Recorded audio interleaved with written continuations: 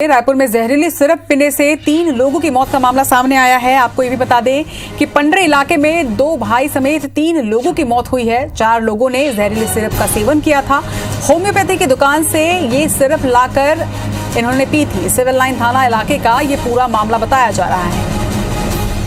तो बड़ी खबर इस वक्त ही आपको बता रहे हैं, जहरीली सिरप पीने से 3 लोगों की मौत की खबर सामने आ रही है। बताया जा रहा है कि पंडरी इलाके में 2 भाइयों के साथ ही 3 लोगों की मौत हुई है।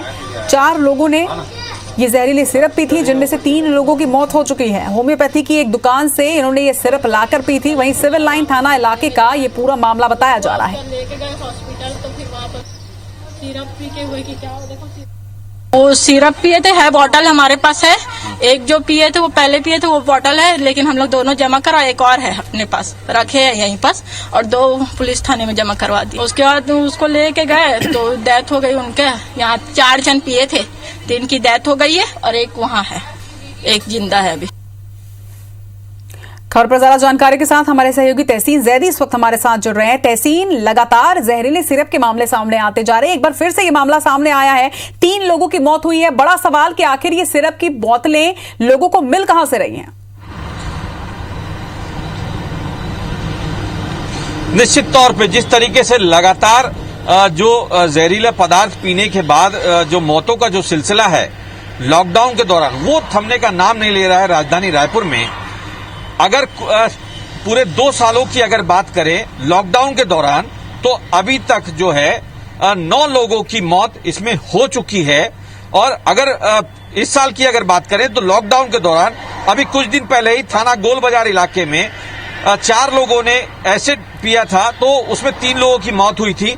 वो लोग भूल नहीं पाए थे। उसके बाद आज एक दर्दनाक खबर यहां सामने आई है कि रायपुर का जो पंडरी इलाका है, गुरु गोविंद सिंह वार्ड है, वार्ड 35 के तहत जो रहने वाले जो 2 भाई थे, उनके समेत 4 लोगों ने जो जहरीला उसमें सिरप पिया है और पीने के बाद उनकी तबीयत बिगड़ी है और बिगड़ने के बाद उनको अस्पताल ले जाया गया है और 2 दिन में उन 3 लोगों की मौत हो गई है। अगर यहाँ पे बात करें तो इसमें दलविंदर सिंह परमार 25 साल, बलविंदर सिंह परमार 29 साल और मनीष वर्मा ये 25 साल, इन 3 की मौत हो गई है। देवी सिंह की अगर बात करें तो देवी सिंह जो है वो उसने कुछ कम पिया था, तो इस वजह से वो बच गया है और अभी वो पूरी तरह से स्वस्थ आया है। बताया जा रहा है, अगर देवी सिंह की अगर बात करें तो देवी सिंह के अनुसार उसने बताया कि ये सब लोग जो है रायपुर के जो पंडरी इलाके में जो मारुति शोरूम के सामने जो एक होम्योपैथी की दुकान है, वहां से ये लाना बताया जा रहा है।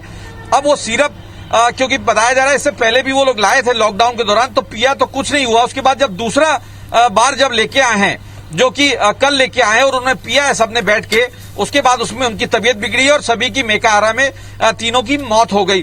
तो कुल मिला के ये जो मौतों का सिलसिला है जहरीला पदार्थ पीने का, वो थमने का नाम ले रहा है। यहाँ पे अगर एक बड़ा सवाल खड़ा होता है कि 9 मौतों के बाद भी पुलिस और प्रशासन जो है वो अभी तक उन लोगों को सप्लाई करने वाला वो जो जहरीला पदार्थ है उन तक नहीं पहुंच पाई है।